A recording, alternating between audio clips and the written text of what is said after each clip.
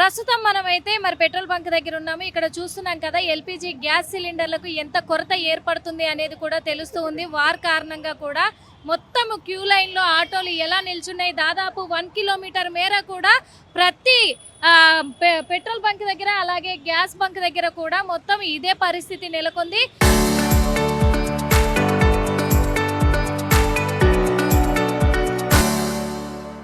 కానీ ఇక్కడ ఆటో వాళ్ళంతా కూడా ఉన్నారు. వాళ్ళు ఎలాంటి సమస్యలు ఎదుర్కొంటున్నారు, ఎందుకంటే ఖచ్చితంగా ఈ గ్యాస్ మీద ఇంకా ఛార్జెస్ కూడా పెంచారు అని చెప్పేసి చెప్తూ ఉన్నారు.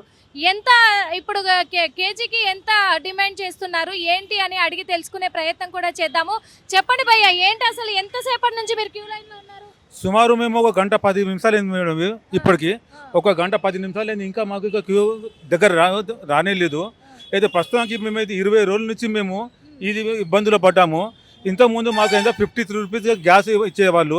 ఇప్పుడు నిన్నటి వరకు ఏంటంటే 93 రూపీస్ ఉండే. ఈ రోజు ఇంకా 7 రూపీస్ అదనంగా పెంచారు. పెంచి రౌండ్ ఫిగర్ 100 రూపీస్ చేశారు. 100 రూపీస్ పర్ లీటర్ 100 రూపీస్ అయిపోయింది. అయితే ఇప్పటికే మాకు ఈ ప్రభుత్వం వచ్చిన పడుతుంది ఉచిత భాగంగా లేడీస్కు బస్సులు అవి కాకుండా అప్పటి నుంచి మేము ఏంటంటే ఈ ఆటో వాళ్ళు ఇబ్బంది పడుతున్నారు. ఇంకోటి ఏమంటే వైట్ ప్లేట్ మీద 2 వీలర్ నడుస్తున్నాయి, అందులో ఇంకా మేము ఇబ్బంది పడుతున్నాము. ఇప్పుడేమో కొత్తగా ఇప్పుడు గ్యాస్ వల్ల ఇంకా ఇబ్బంది పడుతున్నాము.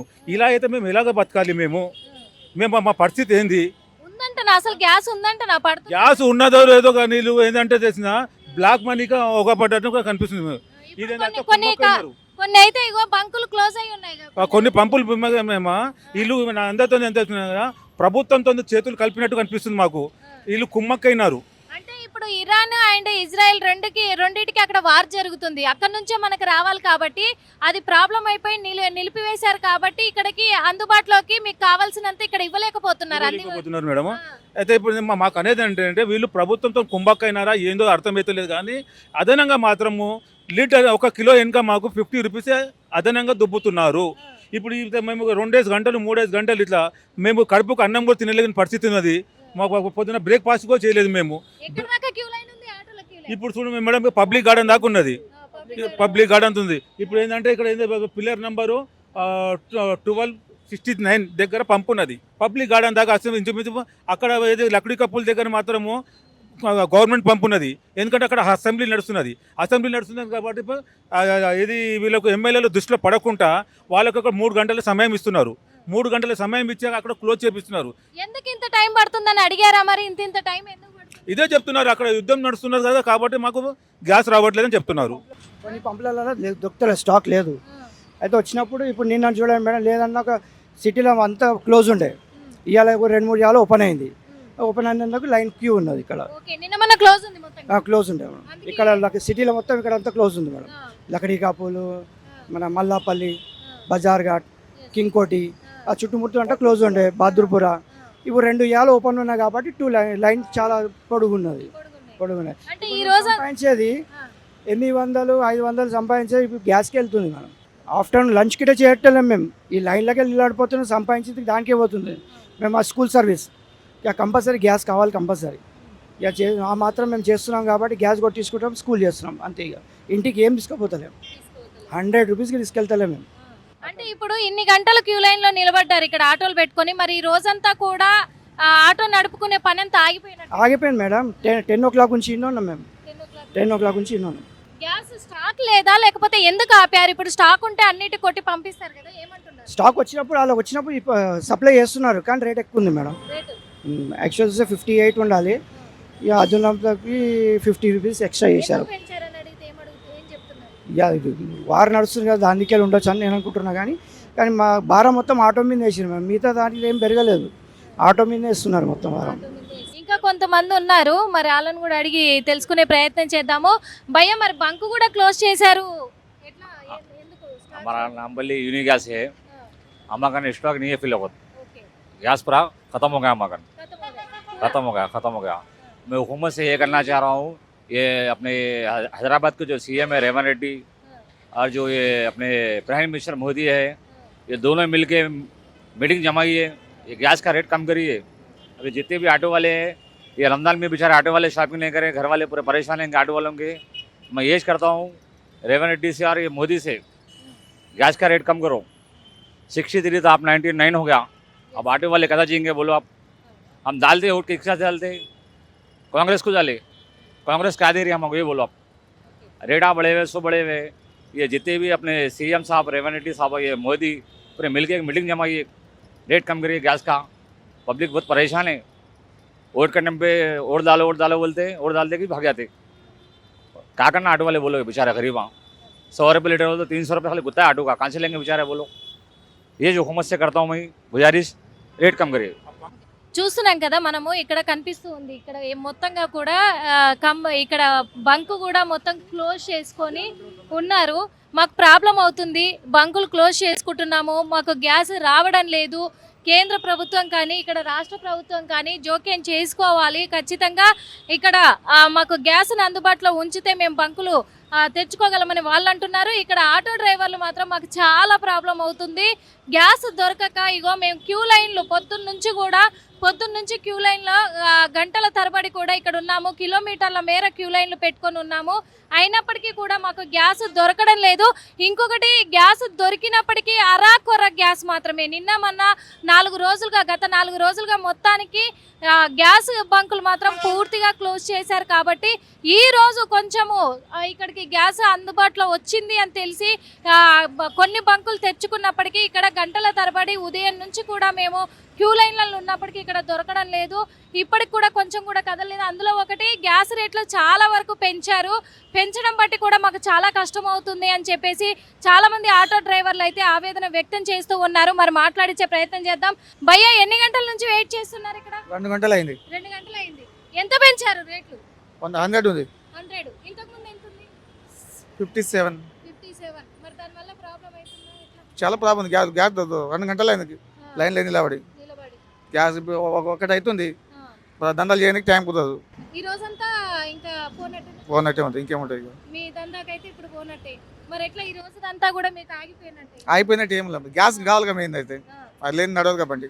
నిన్న మొన్న దొరికిందా గ్యాస్? సేమ్ అంతే, ఇక నిన్న మన అంతే అంతే ఉంటుంది. మొత్తం లైనే 2 గంట 3 గంట నిలబడాల్సింది.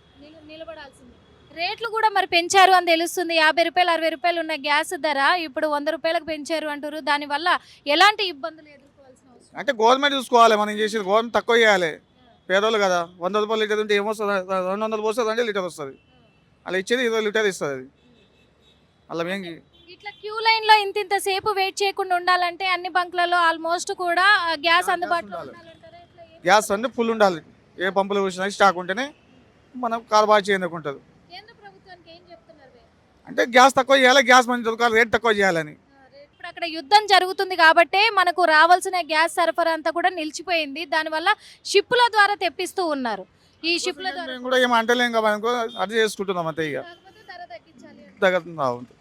చూసాం కదా, మరి ధర తగ్గించాలి. ఎందుకంటే ఓకే, గ్యాస్ దొరకకపోయినా కానీ కొద్దిగా అడ్జస్ట్ అవుతాము, ఎంతో కొంత తగ్గించైనా పట్టించుకుంటామేమో, కానీ వచ్చిన దాంట్లో అడ్జస్ట్ చేసుకుంటాము. అక్కడ నుంచి రవాణా ఆగిపోయింది కాబట్టి దానికి కూడా మేము సపోర్ట్ చేస్తాం. కానీ ఇంత ధరలు పెడితే మేము భరించుకోలేకపోతున్నాము.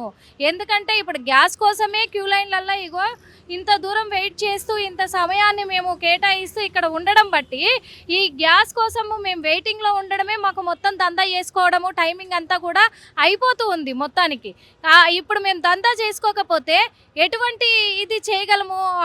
అసలు మేము డబ్బులు ఎట్లా సంపాదించగలము? ఎట్లా గ్యాస్కి కట్టగలము అని చెప్పేసి కూడా ఆటో డ్రైవర్లు ఆవేదన వ్యక్తం చేస్తున్నారు. అదేవిధంగా ఓకే, గ్యాస్ తక్కువ ఉన్నప్పటికీ కూడా ఇక్కడ మాకు రేట్లు తగ్గించి ఉన్న రేటుకే, ఇంతకుముందు గతంలో ఉన్న రేటుకే మాకు ఇక్కడ గ్యాస్ మాకు ఇచ్చిన అందుబాటులో సదుపాయాన్ని కల్పించినట్లయితే మేము ఎట్లో కట్లా నడిపించుకొని మా జీవనాన్ని గడుపుకుంటాము. అంతేకాని మా ఆటోల మీద పడితే, ఆటో డ్రైవర్ల మీద ఇలాంటి రేట్లు భారం అనేది పడితే మేము భరించుకోలేకపోతున్నాం కదా అని చెప్పేసి వాళ్ళు ఆవేదన వ్యక్తం చేస్తూ ఉన్నారు. కేంద్ర ప్రభుత్వం తొందరగా వాళ్ళు జోక్యం చేసుకొని ఈ ప్రాబ్లంని క్లియర్ చేయాలని కూడా కోరుకుంటున్నాము. అదేవిధంగా అక్కడ యుద్ధం ఆగే పరిస్థితి ఇంకా కనిపించట్లేదు, ఇంకా కొనసాగుతూనే ఉంది అక్కడ యుద్ధము. కానీ ఆల్టర్నేట్గా అక్కడ షిప్పుల ద్వారా నుంచి కేంద్ర ప్రభుత్వం ఇక్కడికి గ్యాస్ సరఫరా చేస్తున్నప్పటికీ చాలా కొరత ఏర్పడుతూ ఉంది. ఇక్కడ ఆటో డ్రైవర్ల పరిస్థితి మాత్రం చాలా ఘోరంగా ఉందని కూడా చెప్పుకోవచ్చు. దాన్ని అలసిగా తీసుకొని హైదరాబాద్ నగరంలో పెట్రోల్ బంకులు కావచ్చు, గ్యాస్ బంకులు కావచ్చు, దాన్ని అదునుగా తీసుకొని ఛార్జీలు కూడా పెంచుతూ ఉన్నారు. లీటర్ మీద ఇంత, కేజీ గ్యాస్ మీద ఇంత అని చెప్పేసి ఛార్జీలు పెంపకం అనేది చాలా అంటే చాలా భారాన్ని మోపుతుంది డ్రైవర్ల పైన అని కూడా చెప్పుకోవచ్చు. మరి దాన్ని దృష్టిలో పెట్టుకొని కేంద్ర ప్రభుత్వము, రాష్ట్ర ప్రభుత్వం కూడా నిర్ణయం తీసుకోవాలి, వీటి ధర తగ్గించుకోవాలి అని చెప్పేసి కూడా ఆటో డ్రైవర్లు అయితే మనవి చేస్తున్నారు. వాళ్ళు కోరుకుంటున్నారు, వాళ్ళ ఆవేదన వ్యక్తం చేస్తూ ఉన్నారు. చూసాం మనం ఇప్పటిదాకా కూడా క్యూ లైన్లంతా కూడా. ప్రస్తుతం మనము గ్యాస్ బంక్ దగ్గరే ఉన్నాము. ఈ గ్యాస్ బంక్ దగ్గర మాత్రము ఆటో వాళ్ళంతా కూడా ఆందోళన వ్యక్తం చేస్తున్నారు. ఎందుకంటే వీళ్ళని అడిగితే కూడా వాళ్ళు ఏదన్నా ఉంటే మా ఓనర్తో మాట్లాడుకోండి, మీరు ఇక్కడ మాట్లాడొద్దు, మీరు షూట్ చేయొద్దు అని చెప్పేసి చెప్తున్నారు. కానీ ఒక్కొక్క బంక్ దగ్గర ఒక్కొక్క రేట్ ఉంది. ఇక్కడ మాత్రం ఎందుకంటే ఇప్పుడు గవర్నమెంట్ బంక్ దగ్గర 68 రూపాయలే ఉన్నప్పటికీ కూడా ఇక్కడ మాత్రము 100 రూపాయలు చేశారు. మరి ఈ 100 రూపాయలు చేయడం పట్ల కూడా మాకు ప్రాబ్లం అవుతుంది అని చెప్పేసి ఆటో డ్రైవర్లంతా కూడా ఆందోళన వ్యక్తం చేస్తున్నారు. వీళ్ళని బంకు వాళ్ళని అడిగితే మాత్రం మా ఓనర్తో మాట్లాడుకోండి అని చెప్పేసి చెప్తూ ఉన్నారు. మరి రేట్ ఎందుకు పెరిగింది అంటే కారణం ఏం చెప్పట్లేదు. భయ్యా ఎంత రేటు పెంచారు యాక్చువల్గా గ్యాస్ మీద? 98 రూపీస్ 97 పైసా ఉన్నాయి మేడం. ఇక్కడ ఏమైనా చెప్తే ఓనర్తో మాట్లాడుకొని అని చెప్తున్నారు. మాకు చెప్తున్నారు చాలా ఇబ్బంది అవుతుంది. మాకు అన్ని గ్యాస్ పంప్ బంద్ ఉన్నాయి. గవర్నమెంట్ ఏం చేస్తున్నాయి మనకి ఏం తెలియదు, కానీ మనకి గ్యాస్ కావాలా, లేకుంటే బండి బంద్ అయితే ఎట్లా నడుస్తారు? స్కూల్లో ఆటోలు ఎట్లా నడిపిస్తారు మీరు? అన్ని దానికి ఆటో కావాలా, చాలా ప్రాబ్లం. పంపాలంటే మా ఓనర్తో మాట్లాడండి అంటున్నారు. మాకు తెలియదు, ఓనర్తో మాట్లాడమని చెప్తున్నారు. గ్యాస్ ఇప్పుడు గవర్నమెంట్ బంకులలో ఎలా ఉంది? సేమ్ రేటే ఉందా? 63, 68 అట్లా ఉన్నాయి గవర్నమెంట్ పంప్లో. కానీ ఒక గంట వేస్తున్నారు, ఒక గంట బంద్ చేసేస్తున్నారు. ఒక గంట ఇస్తున్నారు, ఒక 20 బండి వేసి ఆపేస్తున్నారు. ప్రైవేట్ బంకులలో మాత్రం 100 ఉన్నాయి కానీ లైన్ ఉన్నాయి, చాలా పెద్ద లైన్ ఉన్నాయి. రేటు కూడా పెంచిరు. ఆ. రేట్ ఎందుకు పెంచిరు అంటే మా ఓనర్తో మాట్లాడారు. మా ఓనర్తో మాట్లాడని చెప్తున్నారు. అంటే ఇప్పుడు దాదాపు 40 రూపాయలు పెరిగినట్టేనా ఇప్పుడు రేటు? 40 రూపాయలు. కస్టమర్ కూడా డబ్బులు ఇస్తలేవు మనకి. ఇప్పుడే 50కి వచ్చినా అన్న 50 ఇస్తా అని ఇట్లా చెప్తున్నారు మనకి. మనం ఏం చేయాలో ఇప్పుడు అర్థం కావట్లేదు. మా గవర్నమెంట్ ఏం చేస్తున్నారు రేవంత్ రెడ్డి తెలియదు మనకి. కొంచెం హెల్ప్ చేయాలా ఆటో వాళ్ళకి. ఆటో ఇచ్చినారు కానీ ఆటో వాళ్ళకి మనం హెల్ప్ చేయాలా, గ్యాస్ కోసం మాట్లాడాలా ప్రైవేట్ పంప్లో. ఇప్పుడు చూస్తున్నాం కదా ప్రైవేట్ బంకులలో మాత్రము ఖచ్చితంగా రేటు పెంచారు. 40 రూపాయల వరకు రేటు పెంచడం అనేది మమ్మల్ని చాలా అంటే చాలా ఆందోళనకు గురి చేస్తుందని ఆటో డ్రైవర్లు అందరూ ఆవేదన వ్యక్తం చేస్తున్నారు. దీని మీద గవర్నమెంట్ చర్యలు తీసుకోవాలి అని చెప్పేసి కూడా చెప్తూ ఉన్నారు.